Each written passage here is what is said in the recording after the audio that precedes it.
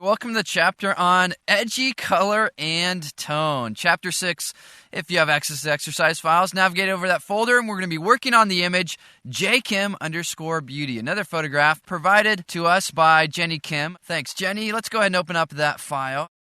And what we want to do, though, with this image is not focus on retouching, but focus on color and tone. And I want to share with you a really cool technique for creating some really interesting color and tone. So we have our background layer, and what we're going to do is copy that, Command or Control J, and we will double-click the name there and call this black and white. We're simply going to desaturate this layer. Command U to desaturate. Click OK. Next, we need to create another layer. Also, as a side note, there's a folder titled Reference and Experimentation. There you'll see a bunch of different layers with some of the techniques we'll be doing. So you have those for your reference later if you want to dig into that folder. Back to what we're doing here, though. I'm going to click in a background layer, press Command or Control J to create a new layer, and we'll call this Soft Light. Now, what I need to do is move this layer on top of my black and white layer. Of course, what I can do is click and drag this up there, but I don't want to do that. I want to use a shortcut. So let me minimize all of these other guys here so we can focus on our layers. The shortcut, this is an awesome shortcut, is going to be Command bracket key. Command bracket key relocates layers. Right bracket is up, left bracket is down. Option bracket key or Alt bracket key is to select different layers.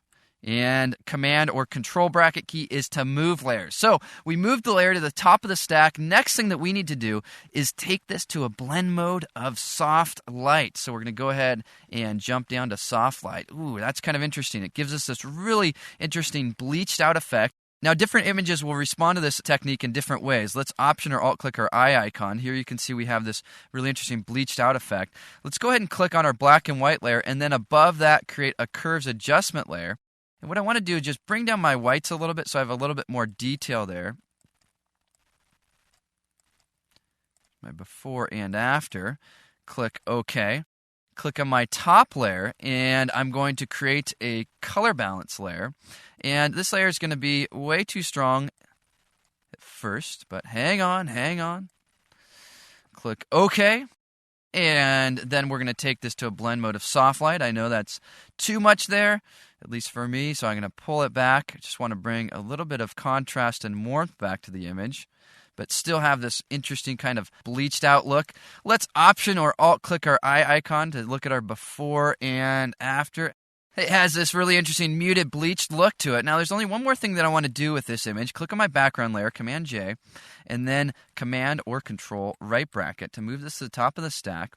Take this to a blend mode of overlay. So I'm adding more overlay blending on this one. So there I have this just huge amount of contrast and everything going there.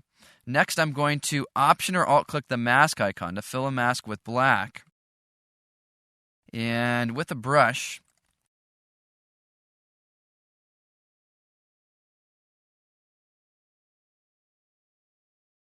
going to hit a few areas on this image. So I'm just bringing in some of this color.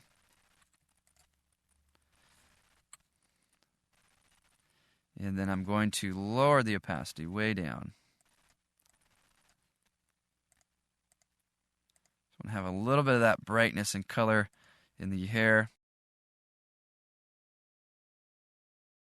All right, hey, that's cool. Now let's Option or Alt-click our background layer. Here's our before and after. Hey, that's pretty cool. Hit the Tab key.